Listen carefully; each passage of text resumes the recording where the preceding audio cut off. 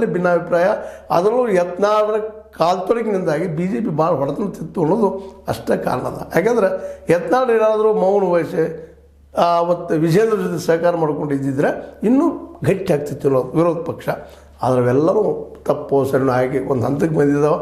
ಈಗೇನದಪ್ಪ ಅಂದ್ರೆ ಕಾಂಗ್ರೆಸ್ನ ಮುಂದಿರುವಂಥದ್ದು ಏನು 2027 ಗೆಲ್ಲೋದು, ಜೊತೆಗೆ ಡಿ ಕೆ ಶಿ ಮತ್ತು ಸತೀಶ್ ಅವರೊಳಗೆ ಒಂದು ಕಾಳಗದ ಮಾನಸಿಕ. ನಾವು ಒಂದು ಅಂತೀವಲ್ಲ ಏನಪ್ಪ ಅಂತಂದ್ರೆ ಕೋಲ್ಡ್ ವಾರ್. ಆ ಕೋಲ್ಡ್ ವಾರ್ ಮಧ್ಯದಲ್ಲಿ ನಾನಾಗಬೇಕು ಸಿ ಎಮ್ ಅಂತೇಳಿ ಡಿ ಕೆ ಶಿ ಅವರು ಈಗ ನೆಕ್ಸ್ಟ್ ಪ್ಲ್ಯಾನ್ ಏನಪ್ಪ ಅಂದ್ರೆ ಖರ್ಗೆ ಅವ್ರನ್ನ ಚೀಫ್ ಮಿನಿಸ್ಟರ್ ಮಾಡೋದು. ಅವ್ರು ಹೋಗ್ತಾರಲ್ಲೋ ಗೊತ್ತಿಲ್ಲ, ಅದು ಮತ್ತು ಬೇರೆ. ಖರ್ಗೆ ಅವ್ರ ಮನಸ್ಸು ತಮ್ಮ ಮಗನ ಬಗ್ಗೆ ಇರ್ತದೆ, ಪ್ರಿಯಾಂಕಾ ಖರ್ಗೆ ಅವ್ರನ್ನ ಮುಂದೆ ಏನಾದ್ರು ಸಿ ಎಮ್ ಮಾಡ್ಬೋದಾ ಅಂತೇಳಿ. ಯಾಕಂದ್ರೆ ಕಾಂಗ್ರೆಸ್ ಆಗಿರ್ಬೋದು, ಬಿ ಜೆ ಪಿ ಆಗಿರ್ಬೋದು, ಕುಟುಂಬ ರಾಜಕಾರಣಕ್ಕೆ ಎರಡು ಪ್ರಸಿದ್ಧರ. ಮತ್ತು ಜೆ ಡಿ ಎಸ್ ಅಂದರೆ ಕುಟುಂಬ ರಾಜಕಾರಣದ ಗುರು ಇದ್ದಂಗೆ ಅದ. ಹೀಗಾಗಿ ಒಟ್ಟಾರೆಯಾಗಿ ಈ ಸಿಚುವೇಶನ್ ನೋಡಿದಾಗ ಡಿ ಕೆ ಶಿ ಖರ್ಗೆ ಅವ್ರನ್ನ ಸಿ ಎಮ್ ಮಾಡೋ ಸಲುವಾಗಿ ಅದನ್ನು ಹೇಗಾದ್ರು ತಪ್ಪಿಸ್ಬೇಕು, ಅವ್ರ ಮುಂದೆ ಒಲ್ಲಿ ಅನ್ನುವಂಥ ದೃಷ್ಟಿಯಿಂದ ಇಟ್ಕೊಂಡು ಸತೀಶ್ ಅವರು ಈಗ ಒಂದೇನೋ ಗದ್ದಲ ನಡೆದದ. ಈ ಗದ್ದಲದಾಗ ಏನೇನಾಗ್ತದೆ ಯಾರಿಗೂ ಗೊತ್ತು.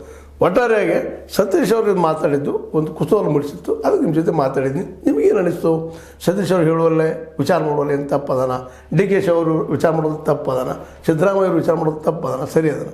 ಎಲ್ಲದಕ್ಕೂ ಡಿಸ್ಲೈಕ ಮಾಡಿರಿ, ಜೊತೆ ಕಾಮೆಂಟು ಮಾಡಿರಿ, ಜೊತೆ ಸಬ್ಸ್ಕ್ರೈಬ್ ಮಾಡಿರಿ ಅಂತ ಹೇಳ್ತಾ H16 ನ್ಯೂಸ್ ಅರ್ಥಾತ್ ಸೀತಾರಾಮಯ್ಯ ಸತ್ಯದ ಕೈಗೊಂಡೆ ವಂದನೆಗಳು.